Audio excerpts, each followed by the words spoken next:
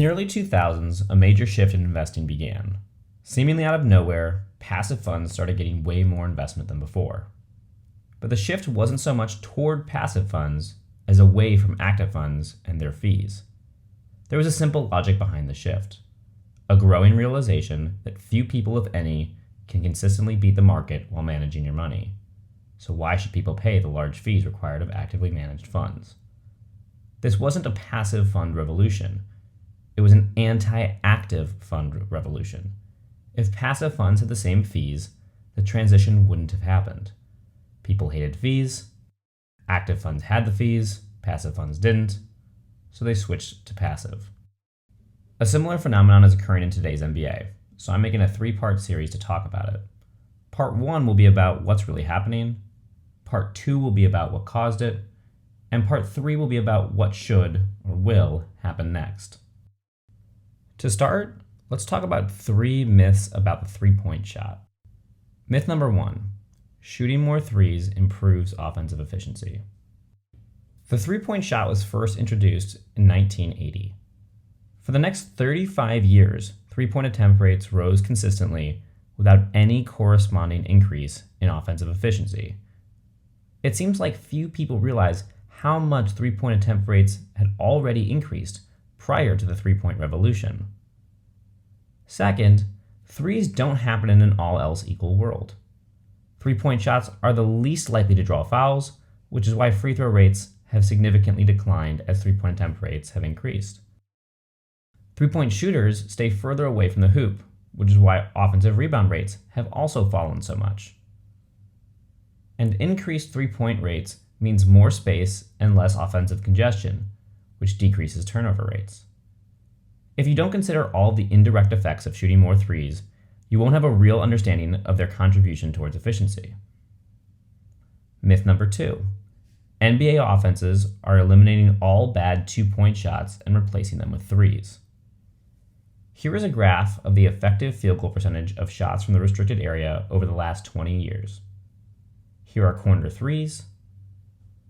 Here are non-corner threes. Here are mid-range shots. And here are paint shots excluding the restricted area. The takeaways are pretty obvious. Layups and dunks reign supreme. Corner threes are second best, and other threes are third best. Both mid-range shots and paint shots outside the restricted area are the worst by far. This next graph has the percentage of shots that are taken from each zone. Restricted area shots have barely changed in 20 years. Corner threes have more than doubled. Non-corner threes have also more than doubled. Mid-range shots have fallen by 70%.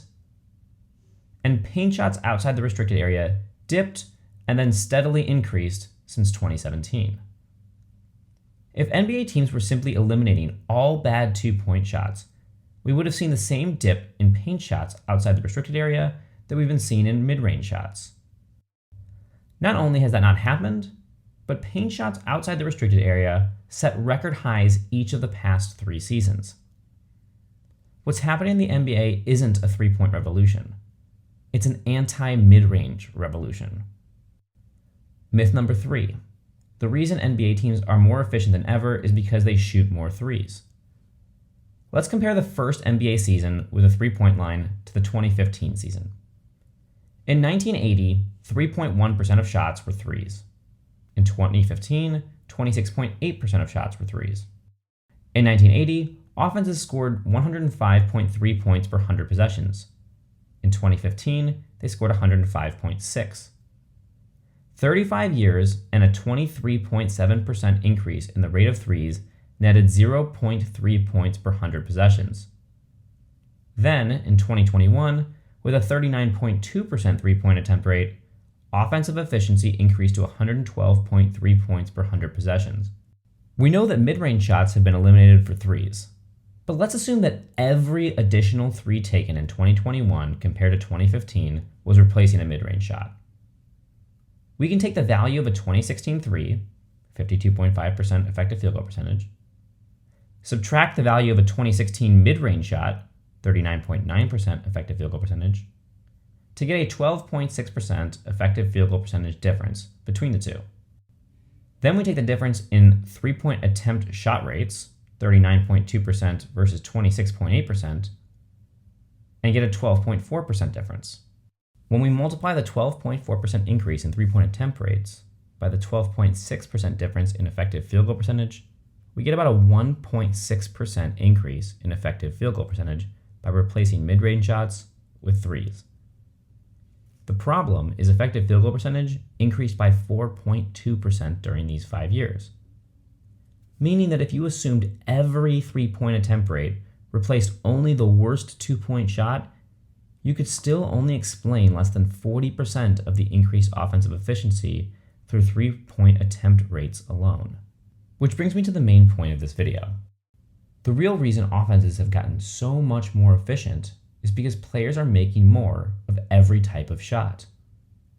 In 2021, players made a higher percentage of shots from the restricted area than in any season before. The same thing is true for the paint outside of the restricted area. The same thing is true for mid-range shots. The same thing is true for threes. Even free throw percentage hit an all-time high in 2021. The offensive efficiency is being driven by skill more than scheme. To summarize, three-point attempts don't inherently increase offensive efficiency, and there was no increase in offensive efficiency for 2/3 of the shift to three-point shots. The real change in the NBA hasn't been more threes, it's been fewer mid-range shots, with no similar effect on other bad shots like those from the paint outside of the restricted area. Even if every three-pointer were replacing only mid-range shots, which they're not, that would only explain less than 40% of the improvement in offensive efficiency in the last 5 years. The real story is that shooters are getting better. In part 2, I'll give my take on the catalyst for this movement and why I think the NBA was inches away from going a completely different direction, which would have made today's game unrecognizable. One last thing. In my first video, which had dumpster fire level production quality, I said I'd made my largest bet ever on the Lakers under 52.5 wins for the season. The line has already moved to 48.5 wins, and I'm regularly checking for early cash out options. See you next week for part 2.